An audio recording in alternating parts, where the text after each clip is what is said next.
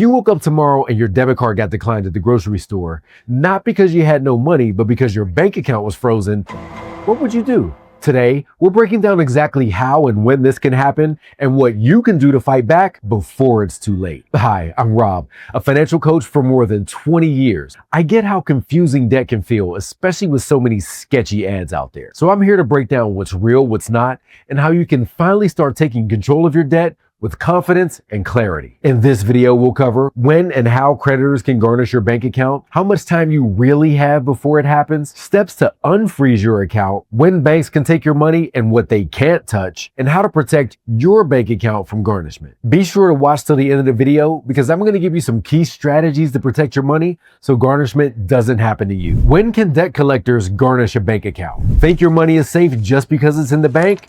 Not always. In fact, the law allows creditors to take it, and sometimes faster than you think. When we talk about bank account garnishment, we mean a legal process where a creditor takes money directly from your bank account to satisfy a debt you owe. This usually starts with the creditor suing you in court. If you don't respond or if you lose, they get a judgment which gives them the legal right to collect from your assets. For most debts like credit cards, personal loans, or medical bills, creditors must win that judgment before touching your account. Some debts, however, have special rules, like child support and alimony. These can often be garnished automatically. Federal student loans. The government can levy your account without a lawsuit. An IRS tax debt. They can move straight to seizing funds. Picture this. You're behind on credit cards and medical bills. The collectors call, you ignore them, and then months later, a court date notice comes in the mail. You toss it aside because you can't pay anyway. And then weeks later, you're shocked when the bank tells you your account's frozen. That skip court date? That's when they got permissions to take your money. Garnishment versus levy. Garnishment often refers to taking from wages, while a levy is freezing and removing money from your bank account. Both can happen, and occasionally at the same time. Have you ever had both your paycheck and bank account hit at the same time? Comment yes below if you've ever been through that double gut punch. How long does it take to garnish a bank account? Here's the scary part. Sometimes you have weeks to act. Other times you have zero warning. Once a creditor gets a judgment, the timeline varies. Some states require creditors to give you 5 to 10 days notice before the bank acts. Other states skip notice entirely and the order goes straight to your bank. Imagine this. Your paycheck lands in your account Friday morning. You grab lunch, pay a couple bills, and plan to go grocery shopping that evening. But when you swipe your card at the store, it's declined. You check your banking app and see your available balance is almost zero. You didn't overspend. Your bank froze your money because a creditor got a garnishment order and you didn't get a single warning. The takeaway: never assume that you're going to get advance notice. If you've been sued or a judgment is looming, you need to act immediately to protect your funds. If your account was frozen with no warning, which bill would be in trouble first? Rent, utilities, groceries? Share it in the comments and you'll see you're not alone. How to unfreeze a bank account. If your account is already frozen, here's how you fight back. Step 1, call your bank to find out who requested the garnishment, for how much, and when it started. Step 2, check if the frozen funds are exempt. Social Security, disability, veterans benefits, and certain retirement funds are protected.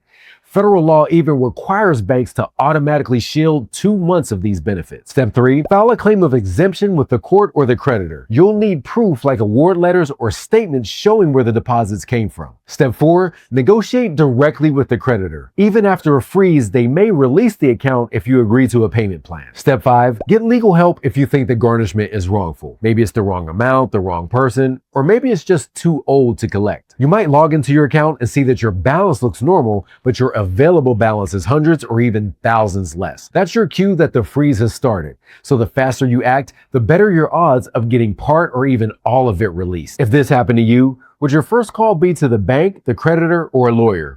Drop your answer in the comments. When banks can take your money and what they can't touch. Sometimes it's not even a creditor. It's your own bank taking the money. Banks have a right of offset. If you owe them money, they can take it from your checking or savings account without warning. This includes past due credit cards, loans, or overdrafts. Let's say you have a checking account and a credit card with the same bank. You fall behind on the card, and one morning you notice your checking account balance dropped overnight. There wasn't any fraud. It's your bank paying themselves back. Now, Social Security, veterans benefits, and certain retirement accounts can't be touched by creditors, but you must keep them separate. Mixing them with other deposits can make them harder to protect. Share this in the comments. Do you think banks should be able to take your money to pay themselves? How to protect your bank account from garnishment. The best time to fight a garnishment is before it even starts. Always respond to lawsuits right away, even if you can't pay.